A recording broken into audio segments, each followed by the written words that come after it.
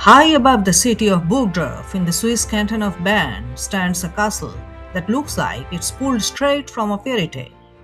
But beneath its foundations, tucked into the rugged hills, lies a place called Drachenloch, the dragon's hole.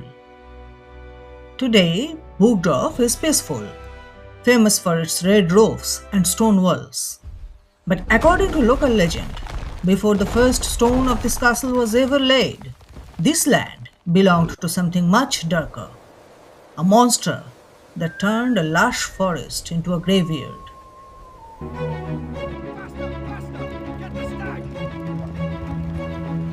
This is the story of two brothers, a desperate hunt, and a battle that ended with a miracle inside the belly of a beast.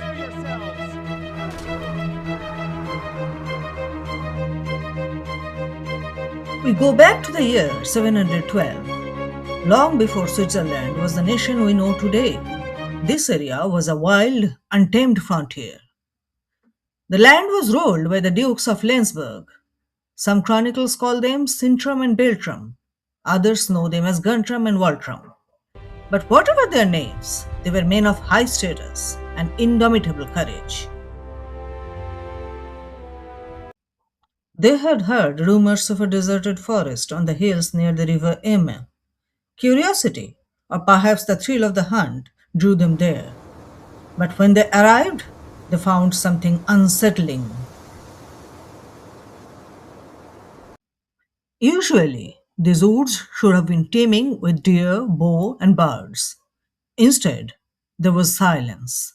The trees were broken, the grass was scorched, and not a single creature stirred. The forest was starving, and the reason was hiding in the shadows of a deep limestone cave. As the brothers approached the mouth of the cave, the air grew heavy with the scent of rot. This was the lair of a monstrous dragon. For years, this creature had reigned over the hills. It was a gluttonous predator that had devoured every living thing for miles. By the time the Dukes arrived, the dragon was likely starving, making it more desperate and dangerous than ever.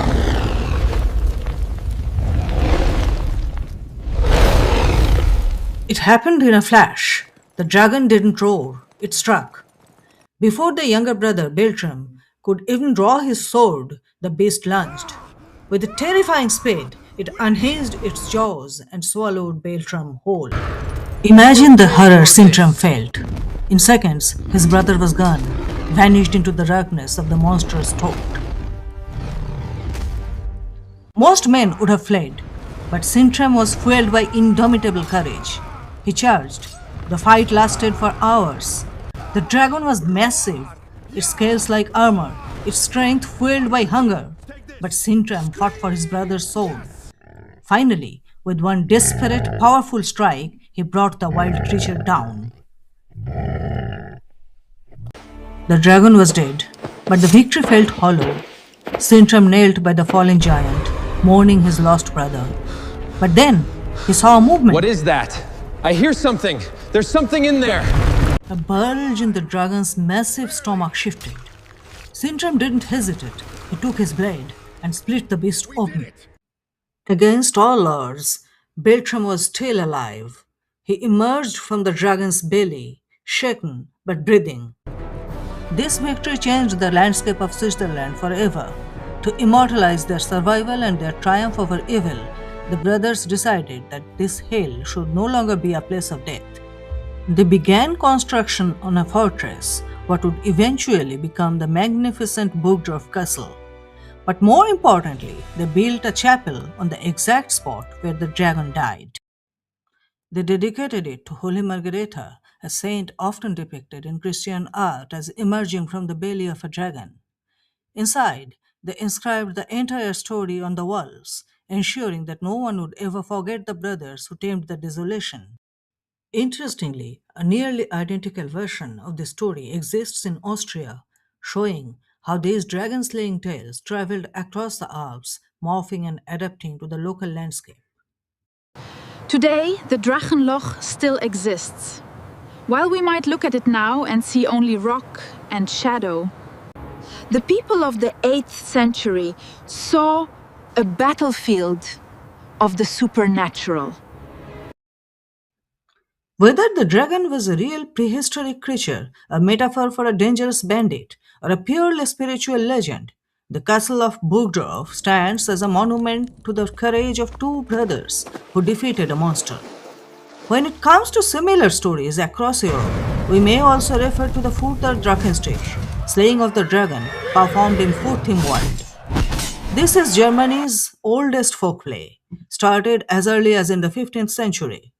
Historically, it was a traditional element of the Corpus Christi procession, where the dragon slaying represented the victory of good over evil.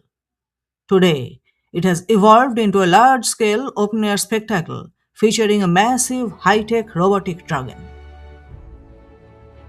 If you ever visit Switzerland, don't just look at the castle walls, look down at the caves. You might just hear the echo of a dragon's breath in one of the numerous dragon caves there.